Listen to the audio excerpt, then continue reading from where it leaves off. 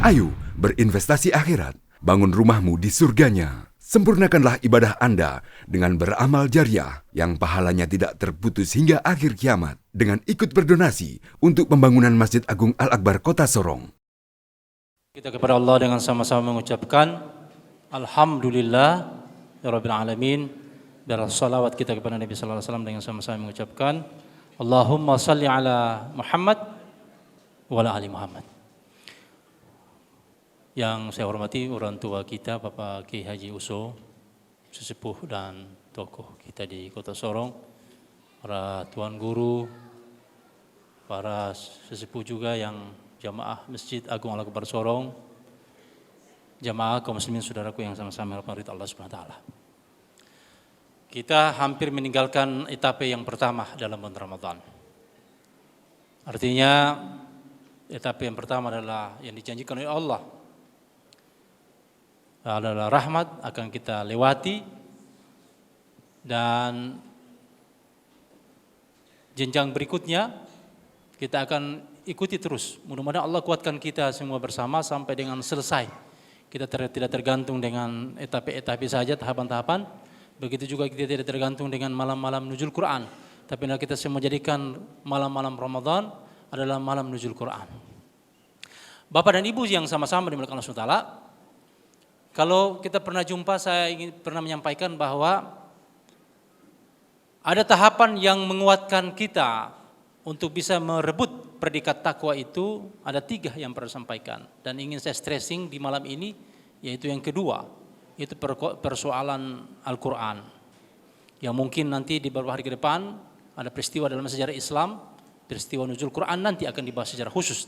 Tapi malam ini saya sampaikan bahwa yang menopang kekuatan rohiyah untuk bisa menyempurnakan puasa kita adalah tilawah Al-Quran. Maka aneh kalau ada orang puasa tapi tidak pernah baca Al-Quran. Lebih banyak yang dilihat HP-nya, yang lebih banyak dilihat media sosial. Kalau media sosial mungkin yang menguntungkan itu ceramah agama, alhamdulillah. Tapi kalau TikTok yang goyang, ikut goyang juga, yang akhirnya juga seperti itu, maka mengurangi kualitas ibadah kita. Apalagi Ramadan puasa ini. Maka kita akan nanti ditanyai tentang Al-Quran nanti kita mati. Dan Al-Quran ini adalah imam yang panutan. Bagaimana seorang mukmin tidak dekat dengan Al-Quran? Kalau jauh dari Al-Quran, maka kita akan masalah, musibah, bencana, masalah akan datang terus menerus kepada kita. Oleh karena itu, kata Nabi sallallahu alaihi wasallam, khairukum, orang yang terbaik di antara kamu adalah orang yang belajar Al-Quran lalu dia mengamalkannya. Wallamahu. Oleh karena itu, Bapak dan Ibu sekalian, bagaimana menjadi pribadi yang dekat dengan Al-Quran? Ramadan inilah melatih kita, Pak. Tadarus Al-Quran, dengar tilawah Al-Quran, tadabbur Al-Quran, kajian Al-Quran. Sehingga ada penguatan. Nah, umat ini jadi persoalan kita ini karena kita jauh dari Al-Quran, Mas sekalian. Kita tidak menjadikan Al-Quran sebagai sumber hukum pedoman hidup kita. Apakah dalam pribadi, dalam berbangsa dan bernegara, jauh dari tuntunan Al-Quran. Sehingga wajar kalau kemudian persoalan-persoalan keumatan ini banyak yang membelit umat ini. Kita dari persoalan satu tidak selesai, satu datang lagi, persoalan terus menerus datang. Maka kesempatan Ramadan ini bila kita ingin untuk mencapai predikat takwa itu adalah dengan berdalam Al-Quran. Al-Quran itu jangankan perdalam, baru baca saja. Baca saja itu nilainya besar, apalagi dalam Ramadan 10 kali lipat, dilipat gandakan. Sampai dengan 7. Oleh karena itu Bapak dan Ibu sekalian, ini hari kita ingin mewarisi Luqmanul Hakim. Itu bukan nabi, dalam beberapa pendapat bukan nabi, tapi diabadikan namanya dalam Al-Quran. Karena nasihatnya kepada anaknya diantaranya adalah bagaimana menjaga sholat, menyampaikan kebenaran. Artinya kita ingin wariskan kepada anak kita juga demikian, nilai Al-Quran, kebaikan-kebaikan Al-Quran. Karena cenderung Bapak dan Ibu sekalian, anak kita di periode ini, di zaman ini, di era digitalisasi, itu memang tantangannya jauh lebih berat dari kita. Kalau zaman kita di era 70-an yang lahir, 60, kita kan masih bisa kita masih ketemu dengan era mesin ketik 10 jari, 2 jari. Lalu kita masih ketemu dengan telegram, telepon koin, kita masih ketemu dengan apa lagi Pak? Anak-anak sekarang tidak, generasi Z, generasi yang begitu lahir tahu Android. Karena itu jangan heran Pak, anak-anak kita kalau sekarang kalau umur 3 tahun Pak. Coba tanya Pak sekalian.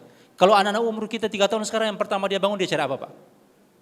Pak, Bu, apa coba? Dia menangis yang pertama bangun itu anak-anak kita sekarang yang kecil 3 tahun itu carinya HP. Lah kalau dia dapat HP tapi masih menangis apa coba penyebab Pak? Bapak dan Ibu tidak punya paket data itu pasti habis. Dia tahu kalau tidak punya data. Anak-anak kecil sudah tahu YouTube. Nah kalau ini dibiarkan tidak terarah, jauhkan mereka dari Al-Quran, maka kita tidak bisa berharap banyak. Saya ingat almarhum Kiai Haji Zainuddin MZ, di era saya masih belajar SMP, SM. Beliau mengatakan apa? Kalau kita ingin melihat umat Islam 20 tahun, 20-30 tahun mendatang, lihat saat ini bagaimana keadaan amal-amal agama anak-anak generasi kita hari ini.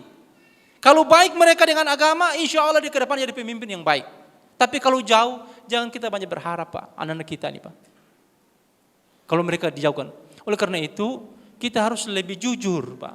Ada orang tua, Masya Allah, yang nekat kalau masuk sekolah itu, nekat ke Pegadaian Pak. Anak mau sekolah ke Pegadaian, taruh mas Pak. Bahkan ada yang utang yang penting bawa. Tapi kalau dia ke TPA mengaji, berapa orang tua yang perhatikan anaknya Pak? Bahkan kalau lewat yang guru mengaji, dia tidak kenal guru mengajinya. Pura-pura terkenal Pak. Bagaimana anaknya bisa faham Al-Quran? Minta infak 10.000 saja mau noko-noko Pak. Itu guru apa itu? Mau anak kita jadi pewaris Nabi, mau anak kita jadi kekayaan bagi kita, investasi akhirat, padahal kita tidak sungguh-sungguh dalam mewariskan nilai Al-Quran kepada anak kita sekalian. Maka jangan malu-malu Pak. Orang tua sekarang kan begitu Pak, kalau anak bisa joget, hore anakku bisa joget Pak.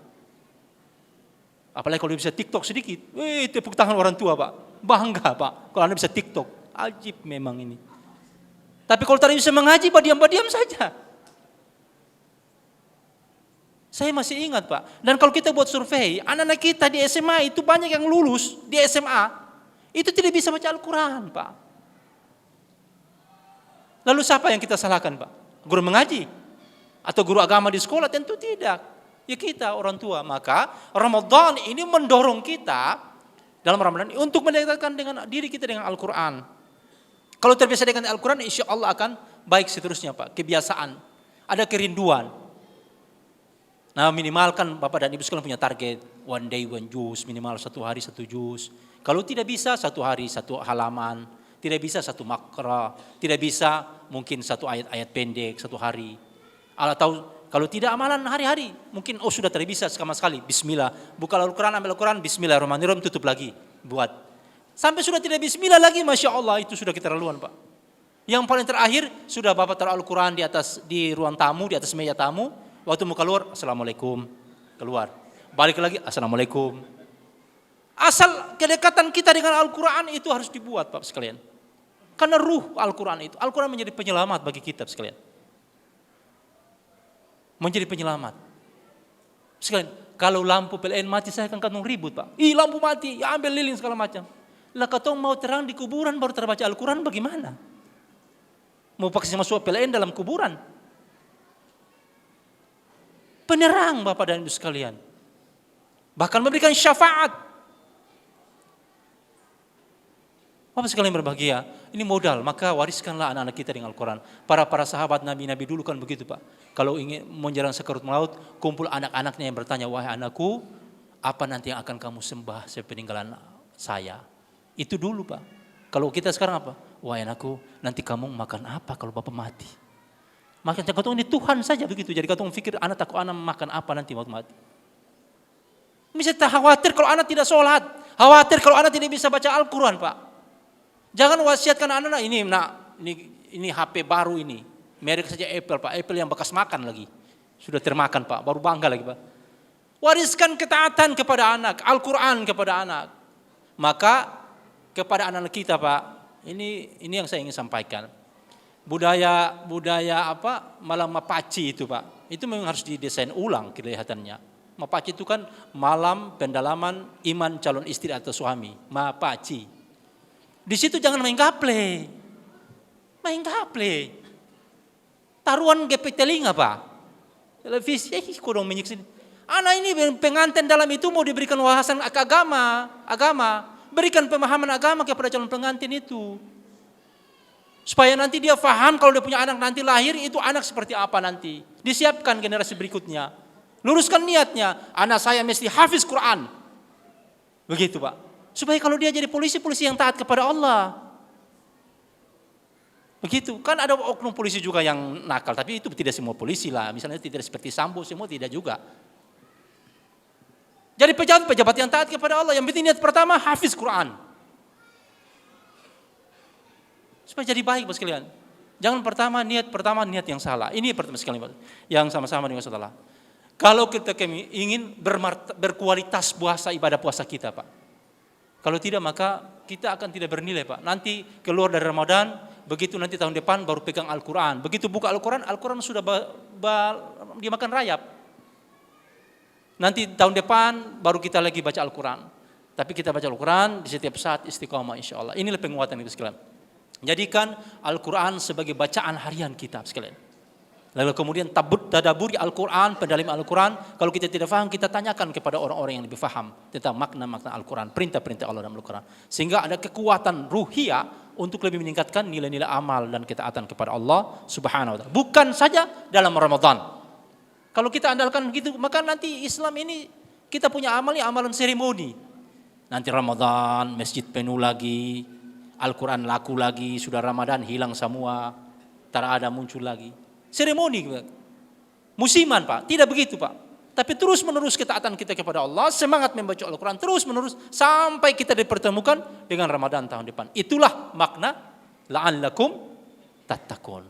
Semoga Allah maafkan kita semua bersama, Allah kuatkan kita sampai dengan selesai Ramadan ini. Dan saya mohon ampun kepada Allah Subhanahu wa taala atas segala kekurangan dan kehilafan. Kepada Bapak dan Ibu sekalian mohon maaf yang sebesar-besarnya. Alfu minkum. Subhanakallahumma wa bihamdika asyhadu an la ilaha illa anta nastaghfiruka wa natubu ilaik. Tsumma assalamu alaikum warahmatullahi wabarakatuh. Ayo dukung media dakwah Masjid Agung Al-Akbar dengan ikut berdonasi pengadaan alat multimedia dan operasional dakwah. Usia boleh terputus, pahala jariah mengalir terus.